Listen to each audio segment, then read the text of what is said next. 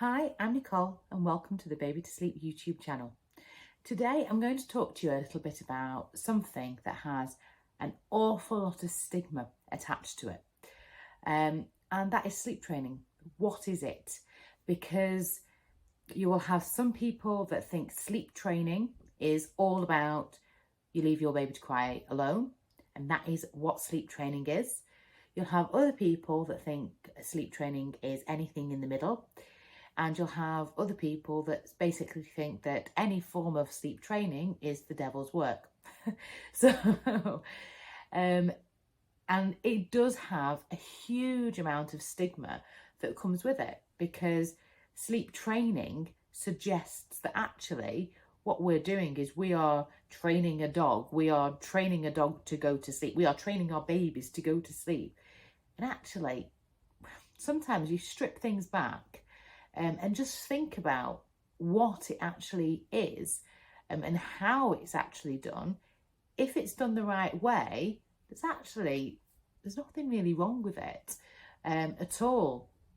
But it's about understanding what it is and knowing who to go to, what sort of things to ask the person that you're going to ask for help, if you need it at all, to make sure that you're not going to end up in the generic kind of the sleep training that you don't want to be in. It's finding out where on this spectrum of sleep training the person that you want to get to help you is working at, and what things you're happy with as well.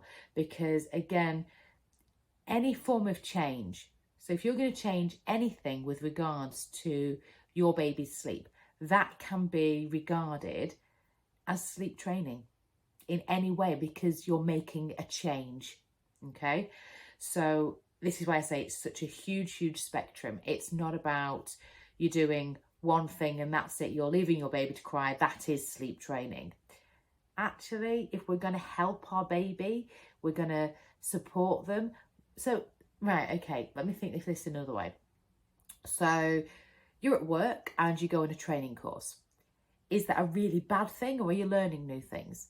Do you feel supported by the people that are teaching you and helping you learn these new things?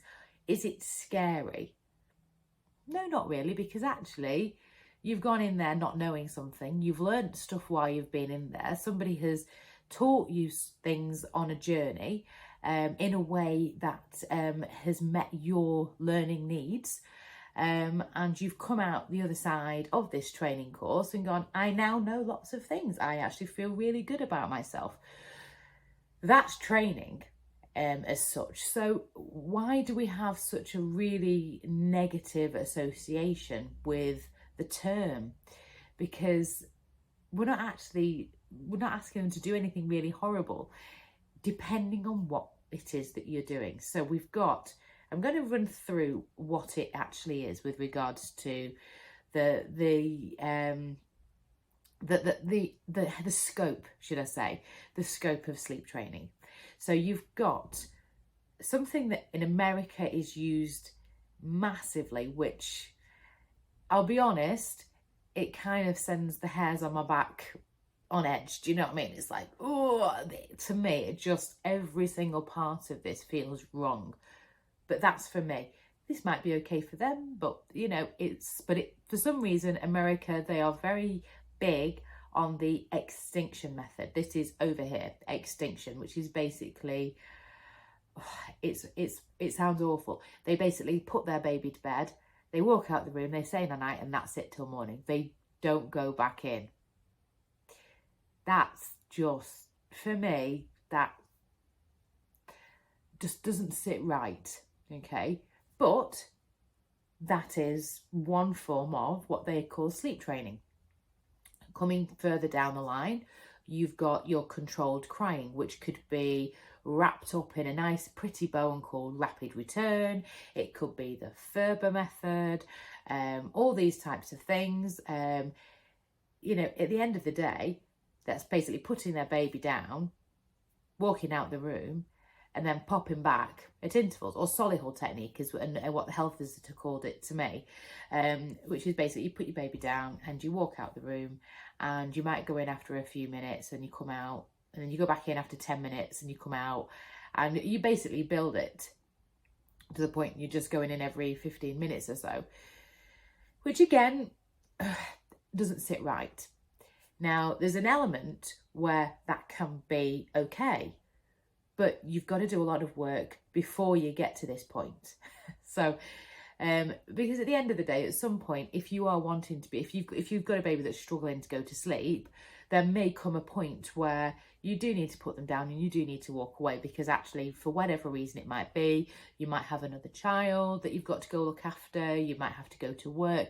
There might become a point where you do need to be able to put your baby down and be able to walk away. So I'm not saying that that's not something that you would do, but what you would do is you would basically have like, you'd have everything else around it. So when you get to that point of being able to do that, it's actually just a quick protesting, really, more than anything, of this is another change, because you've done all the groundwork over here. I hope that makes sense. It'll make sense in a minute.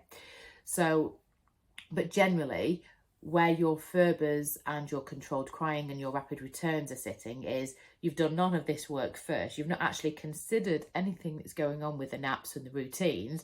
You've literally just kind of gone, boom, see you later, night, I'll go now, and I'll keep coming back in. These are the two things over here, your controlled crying and your extinction. These are the two which are most commonly thought of as sleep training.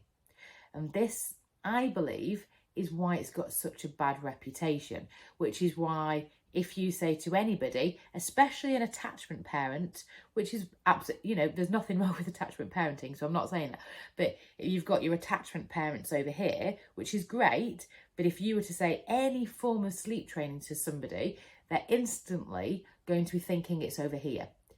When actually there's this huge big section here which is just about change. That's it. Change, routine, support. But change is making something different, changing something that might not be working. And that is some kind of sleep training. Regardless whether it's gentle sleep training, it is what they are calling it. It would be lovely if in the future they came up with a different term for it. We've got sleep coaching, but at the end of the day, it all falls in that same thing. Coaching, training, I'm going to go on a coaching course, I'm going on a training course. There's actually no difference. You know, if you were in a work environment, there's no difference whether you're going on a coaching course or a training course. It's exactly the same. You're learning something. You go in without knowledge, you come out with it. It's very, very simple. So it still falls all under the same banner. So I think what we've got to try and do is get rid of the stigma that's with it and actually say, right, what's in the middle here? What is there that is actually, it's okay, you know, where I'm not going to feel guilty, where I'm not going to feel judged from attachment parenting, where I'm not going to feel like I've got no choice but to go over here to the extinction and the control crying. I can still help my baby without feeling like it's a really bad thing to do.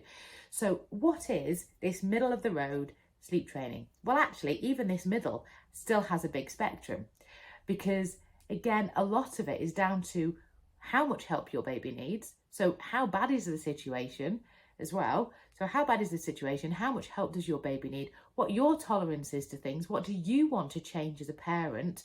What your tolerance to crying is?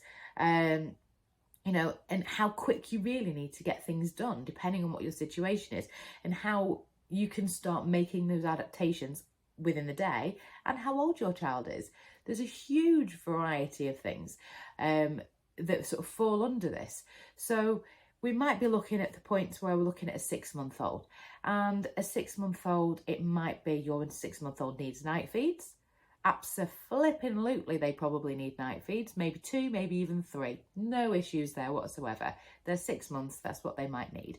So again, if you're accepting of these things, you can say, right, well, that's part of something I'm going to build in to my change, right, which is what it is, it's just change. So what you might do is say, my baby is 6-month-old.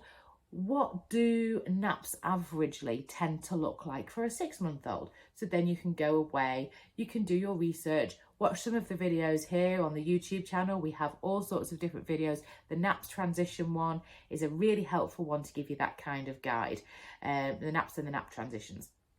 It gives you a clue as to all the different averages of how long babies tend to sleep for, how many naps they need at certain ages, etc, etc. So reading up or watching videos on averagely how many naps would a baby tend to need at this sort of age, how long can they tolerate being awake for between those sleeps, find out what a good sleep conducive bedtime routine looks like. Again, you can download the free ebook from the Baby to Sleep website, that's babytosleep.co.uk. You can watch the videos on that as well, but making sure you've got these things into place first. And it doesn't matter how your baby's going to sleep at these points. What we're looking at is saying, right, okay, so if I can make sure that they're getting good sleep, that they are, you know, not awake for too long, they're not passing out, they're not crying loads before their nap because they're absolutely exhausted, I might be feeding to sleep for these naps, which is absolutely fine, because what I want to actually do first is put everything in a good place. So I might say, right, let's get them sleeping for the right amount of time per day that suits their needs. So by the time we come to bedtime, we're not in an overtired state, because if you've got a 6-month-old that's managed to do the day on 2 half-an-hour naps, if you try making any change at bedtime, doesn't matter what we're talking, doesn't matter whether we're talking about the smallest, gentlest change, whether you're lying with them, you're stroking their back, whatever it might be. If your baby at 6 months has had 2 30-minute naps in the day and they're massively overtired, you've got a high chance here that your baby is going to scream the house down. And in that situation, control crying especially will never ever work in that situation, because your baby is just absolutely exhausted and their cortisol levels are so high. And the cortisol is the thing that stops your baby from being able to go to sleep. So what we're wanting to do is make sure we've got all these bits into play. The days looked really, really good. You've got a really good bedtime routine in place that's helped them be ready for sleep. Then you're in a position to make that change, because your baby is going to be less resistant. They're going to be more ready to go to sleep. Their cortisol levels aren't going to be high. We'll have put the right routine in place to help boost the melatonin, which is the thing that's going to aid sleep. And we've got all this in place and we're feeling calmer. So if we're feeling calmer as parents and we feel that we've got all these things together, we're going to be more accepting of this change at bedtime as well. And we're going to be less nervous. And our babies pick up on these things as well.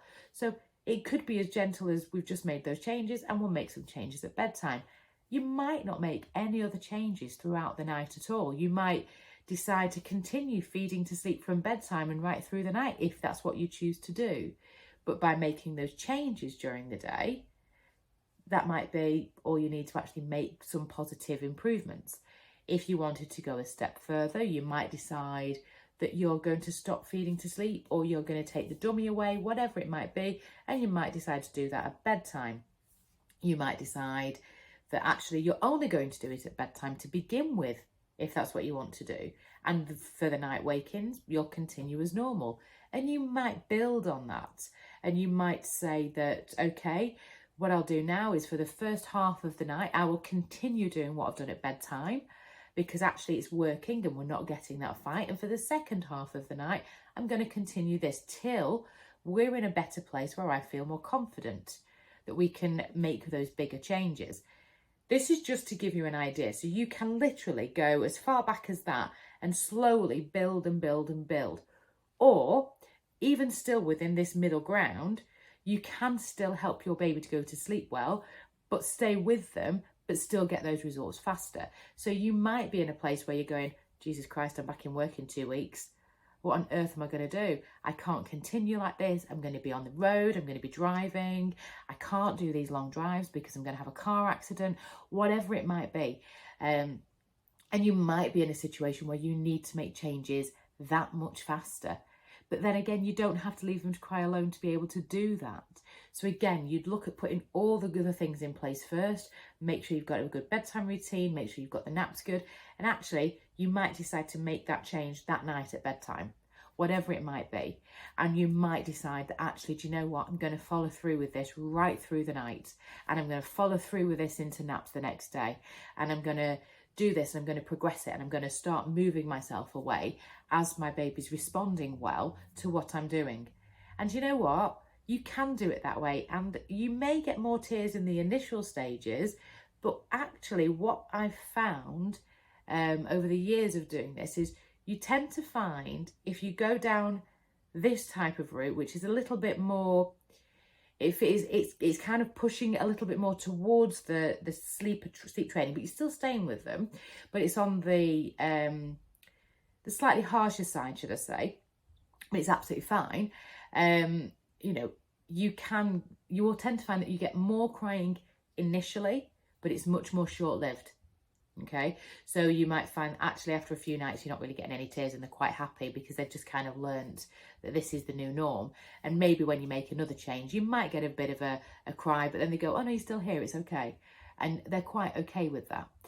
Then you might have the other side where actually you decide to go slower, so you might get less tears initially, but for the period of time that you're doing it for, you might find that actually you're getting tears naturally for longer because you're constantly making those changes. Does that make sense? So some people like to just get it out the way, and they might just say, do you know what, I'll take the short-term pain for the long-term gain, but I'm not going to leave my baby. I'm going to stay with them, I'm going to help them, and as they're not needing me as much, I will take myself away from the situation until they're quite happy for me to put them down and walk away, and they're sleeping through the night. But until they're at that point, you wouldn't want to leave the room. This is the bit where I was saying before about the controlled crying thing. Until you've got all these bits in place and your baby's quite happily going through from when you put them down at bedtime to going through till morning, you don't really want to hit the controlled crying side of things, because this is the bit that always gets me. For controlled crying, what you do at bedtime, you tend to need to follow through with that in the night. So if your baby then wakes at 1, 2, 3, 4, 5 o'clock in the morning every hour, you're then doing the whole, I'm out the room, I'm going to keep going in, and you're just leaving them to cry for long periods of time.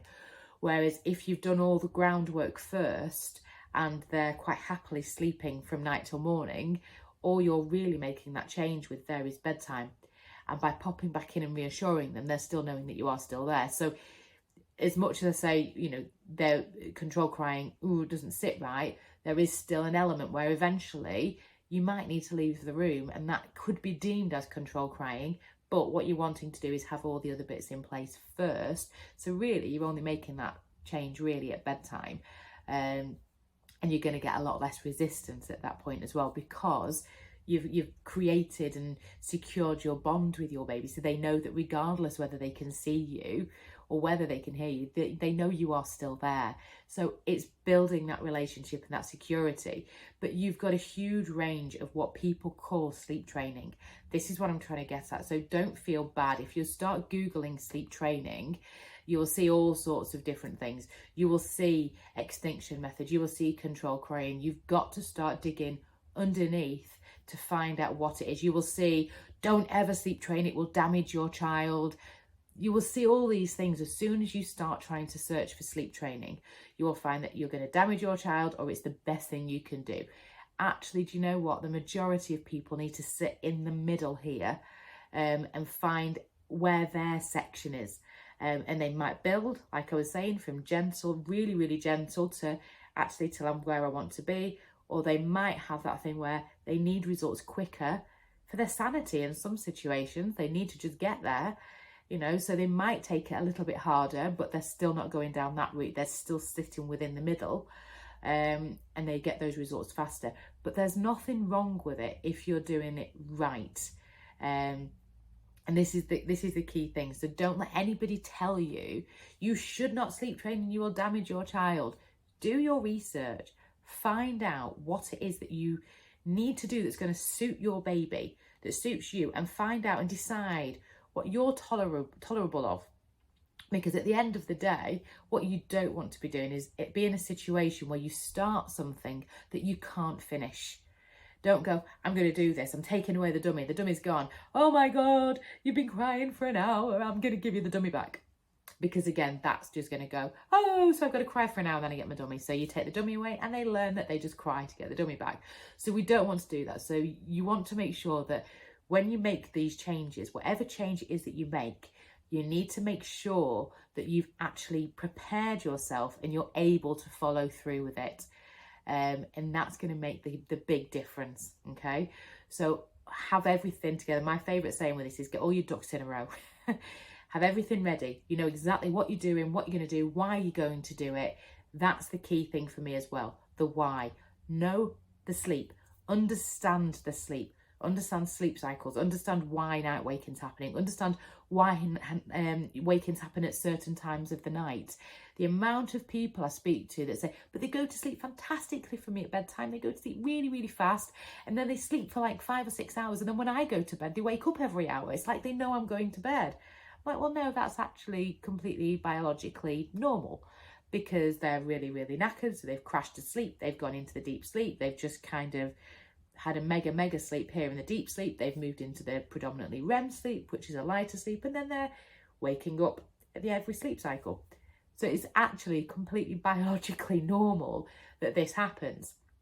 So get your knowledge, understand what's going on with sleep, know the whys, because then you can deal with it better and then start making those changes.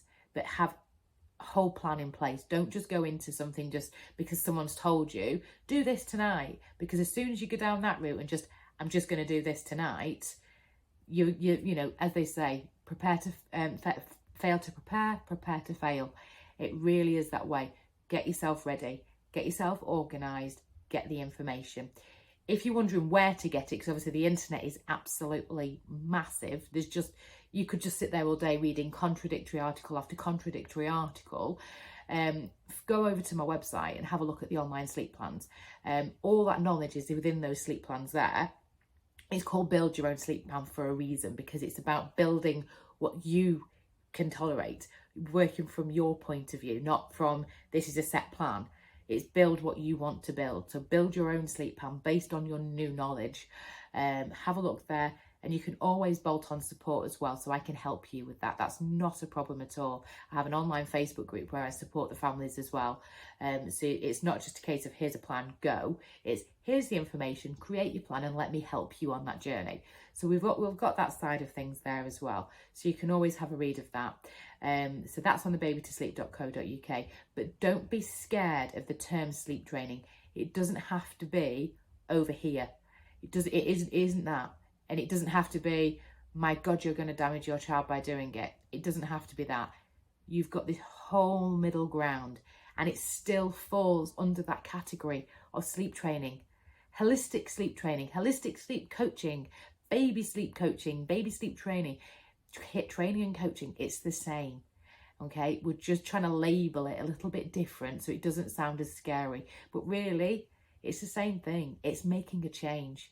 It's changing something that's going to make a difference for people, make a difference for your baby and make a difference for you. I hope this has been helpful. I know I've probably gone on quite a bit, but I think it's really important that people really understand that it's not as scary as it needs to be if you go into it with your eyes wide open, and take informed decisions based on the information that you actually get as well. Okay, subscribe to the channel and you'll get all the videos every week from the YouTube as well, telling you what videos are coming out each Friday. Okay, I'll see you later. Bye.